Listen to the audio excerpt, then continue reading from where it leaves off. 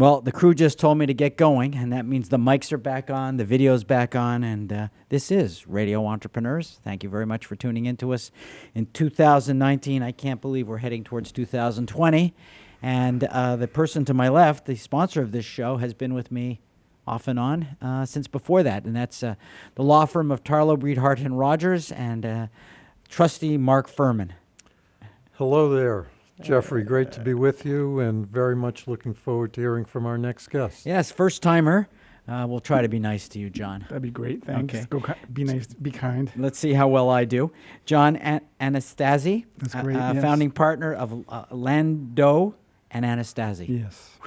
I got through that That's a part. mouthful. It is for me. Yes. So tell us about your practice in the firm, because you're a named partner. Right. So that's a good question. Thank you for asking, and thank you for having me. Thank you for sponsoring. So when I think of my practice, I think of two things: my individual practice, but the firm also. Since I'm a co-founder of the firm and backstopped by the firm. So the firm is a mid-sized IP boutique. All we do is IP, intellectual property. And when you think of intellectual property, you think of maybe high tech. So protecting one's inventions, ideas. So patents come to mind. And, utility and design patents both. But IP is much more than that. There's trademarks or branding, when you have a name, your company name or your company slogan or logo, that's IP or copyright. So if you have a software program, a software app, or you take a photo, or you produce a song or record a song, or create a painting, or even an architectural work, that's all copyrightable subject matter. And then, we're a full-service boutique, so we protect that IP. We help you strategize on best ways to protect your intellectual property and to enforce it if somebody else is stepping on it, maybe ripping it off. Or if you are accused of stepping on somebody else's toes, then we help our clients defend those assertions. My practice individually, I have an electrical engineering background, so it tends to be more on the electrical side, but it's really all over the map. I have clients that are mechanical. I have clients that are consumer goods. I have big institutional clients, and I have individual inventors and entrepreneurs like you, startups, venture-backed companies. And that's really why I practice. That's how I got into this field. What's your balance between, because you're an entrepreneur too, Yes. and you're an engineer, and you're an Yes. attorney, Yeah. so, you haven't figured out what you want to be when you grow up, but Right. how much do you spend your time in the actual practice of law Right. versus running a business? Right. And I'm sure that's a hard juggle for you. It is a hard juggle. And one of the things that when we created the firm, it's a platform for essentially how you want to practice. And I would say, for me, it's about 50-50. So there's obviously responsibilities of managing the firm, running the firm. But in terms of my helping clients, I spend a lot of time talking to clients or potential clients or people who would never become clients, just counseling. So, in addition to having to manage all the work that comes in the door, and that's why the firm is great, because it's a backstop, and I'm not the one doing all of the work. I'm doing some of it, or mostly supervising it. But the platform, the firm, my practice is really about having these conversations, being at this table. That's why I got into this field, to be at this table. I was an engineer in my prior lifetime and didn't really want to have my head down. That's why I went back to law school.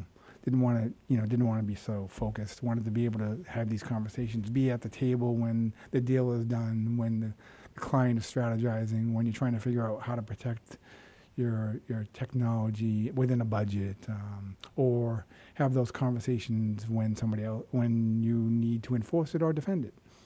So roughly 50-50, I'd say. So I'm curious, I'm a partner in this law firm, Sure. and we have a management structure. Right. We're a little smaller than you are, but not much smaller. Right. So I'm always curious how law firms, how they manage the firm. Right. So do you have a managing partner, management We have a committee? management committee of 3 partners. So do we. Great. Maybe it's a good structure then. Do you have a managing partner as part of that management committee? No. No. Yeah. Neither do we. No, but with 3 people, you get 2-to-1 votes, right? We try to operate by consensus, Right. Right. as I'm sure you do. It's We not an do. even number's hard, though. That was my point. It's hard to have an Even even is bad. Yes. Odd is intentional. Yeah. Yeah. Yes. And yes, it's set up that way on purpose, with no managing partner, because we want, we don't want all the partners to be running the firm on a day-to-day basis, so we need a management committee structure, and ideally that management committee is in line with the partnership. Not always. So there, as you know, there are, when you get to a number, if you have 35 professionals, not everybody has the viewpoint and everything, but hopefully there's no major issues. How many partners are there? 11 equity and 3 non-equity. And Are you surprised the growth of the firm, or is it, you're in the right category? So when we started, there's a story behind starting the firm, but when we started the firm on day 1, we had 3 partners and we took on 7,500 square feet of space, and we had no idea What you were getting yourself what we into? were getting into. None. And we were in Cambridge, and then within 2 months we were out of space, and we had 13 attorneys, and we had attorneys and desks in the hallways, and we were like, okay, we need more space. So we took on more space, and we've grown organically since. At the time we didn't have a biotech practice, for example. We were in Cambridge. Cambridge wasn't then what it is now, but again, the firm's a platform, and pretty quickly, some pretty prominent biotech attorneys in town recognized the platform and came over, and frankly, it's probably our largest, or if not our largest, it's right there with our electrical and computer science group. So, surprised initially, yes. Since then, knowing the platform, knowing the model, the mantra, I'm no longer surprised by anything that occurs. When the biotech group came over, for example, they were somewhat hesitant about, well, will the clients come, and will you have the infrastructure to support us, and those sorts of things. And what I told them was, don't worry about the clients coming, worrying about how you're going to get the work done when you get there, because the clients recognize the value. There's a value proposition being a mid-sized boutique. And frankly, what happened was their clients came over and they started funneling all the work from all the firms they had in town into our firm, and they quickly became overwhelmed. And Were they coming from larger organizations? Yes. So their billing rates were lower. Their conflict space was cleared. There were a lot, and the clients suddenly recognized that they could get the same service at a much From better, the same lawyers? same lawyers at a much better value proposition, and that's what happened. Yeah. John, I appreciate what you've done as both an attorney and also as an entrepreneur. If someone's looking for you or the firm, how would they find you? So our website is LA Law. If you remember the Great show. Yeah, great show. So that's our www. You're showing your age. I am. LALaw.com. My phone number is 617-395-7001. And my email is janastasi@lalaw.com. So janastasi@lalaw.com. Not that anybody cares about my opinion, but I'll take Boston Legal over LA Law. Yes, they were both good shows. I Yes. just thought Boston Legal was one of the funniest right. shows I've ever seen. Yes. So, unintentional. And Mark Furman, if someone's looking for you, Mr. Litigator.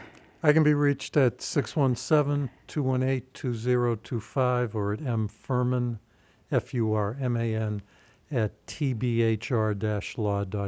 John, you're going to come back to one of our shows and talk about one of your IP cases if you can. Give us a sort of Sure. template on stuff. IP touches many different. Yeah. You'd be surprised how far-reaching it is. There's actually I have a copyright case now with a former Patriots linebacker on a home he built where he custom designed his home, and the copyright aspect is the hammer in the case. So you're gonna come back and Yeah. talk to us about that? Well, that's what we want to hear. Right. That's it's got pretty good far-reaching. SEO. Yeah. Patriots IP. Yes. People have been trying to figure that out for a long time. I want to thank you very much again. My name is Jeffrey Davis, and I am host of Radio Entrepreneurs. On to the next interview. All right. Well, thank you for having me.